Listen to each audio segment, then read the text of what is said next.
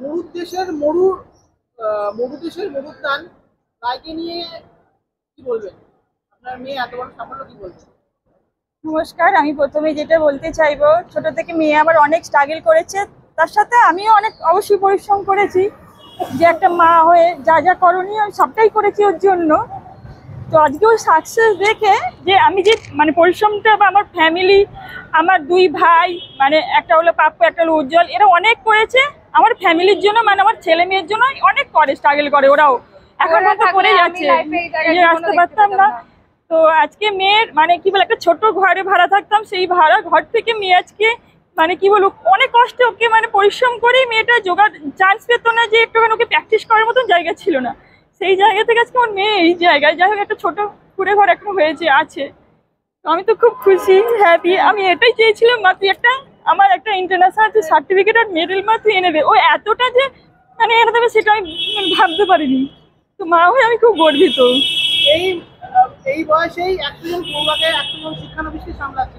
হ্যাঁ হ্যাঁ, ও শুধু সামলাচ্ছে না, ও ক্লাস যখন মাধ্যমিক দেওয়ার সাথে সাথে ও পরিস্থিতিটা যখনই দেখছে যে মা বাবার এইরকম, এখনকার যেহেতু অনলাইনে সমস্ত কিছু মার্কেটিং হচ্ছে, তাহলে আমাদের রেডিমেড বিজনেস খুব একটা ভালো চলছে না। ও বাবা মায়ের এরকম আর্থিক অবস্থা দেখে মেয়ে কী করেছে, মাধ্যমিক দেওয়ার সাথে সাথেই ও কী করেছে, শুরু করে দিয়েছে যোগা ক্লাস। তখন ওই যাই হোক 10-15টা বাচ্চাকে নিয়ে স্টার্ট করে, তারপরে আস্তে আস্তে মেয়ে আজকে এই জায়গায়।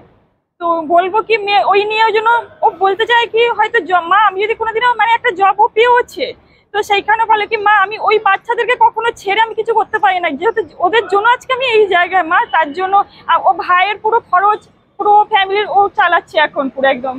তো সেই জায়গা থেকে কি বলবো, আমি খুব গর্বিত এরকম মেয়েকে নিয়ে, প্রাউড ফিল করি। আপনি তো মুহূর্ত প্রেমবন্দি হয়ে যান আমাদের ক্যামেরায়। আরো কিছু প্রশ্ন আমরা জেনে নেব। যারা যেসব মা বাবারা ভাবেন যে শুধু শুধু পড়াশুনো করেই কেরিয়ার তৈরি হয়, যোগাসন, ছবি আঁকা, এই জিনিসগুলোকে তারা এক্সট্রা কারিকুলাম হিসেবে দেখে, তো সেই জায়গায় এক্সট্রা কারিকুলাম হিসেবে যোগার এই যে সাফল্য, তাদের উদ্দেশ্যে কি বলবেন, সেই সব বাবা মার উদ্দেশ্যে? আমি একটাই বলি, যে আমি মা হয়ে আজকে এই কথাটাই বলতে চাই, যে সকল অন্তত ছেলে বা মেয়ে তাদেরকে যোগা শেখান, নিজেরাও শিখুন, সুস্থ থাকুন, আর এখান থেকে ক্যারিয়ার আছে সেইটা গড়ুন। ওনারা হয়তো বুঝতে পারছেন না যোগাটা কি জিনিস, যখন হয়তো একদিন বুঝবেন তখন হয়তো অনেকটা লেট হয়ে যাবে। আমি চাই সকল পরিবারের ছোট থেকে বড় বয়স্ক সবাই যোগাটা করুন, শরীর সুস্থ থাকার জন্য, নিজেকে ভালো থাকার জন্য, আর ভবিষ্যতে এগিয়ে যাওয়ার জন্য। আমি এইটুকু বলতে পারি। আপনার নাম? আপনার নাম মামনি দেবনাথ।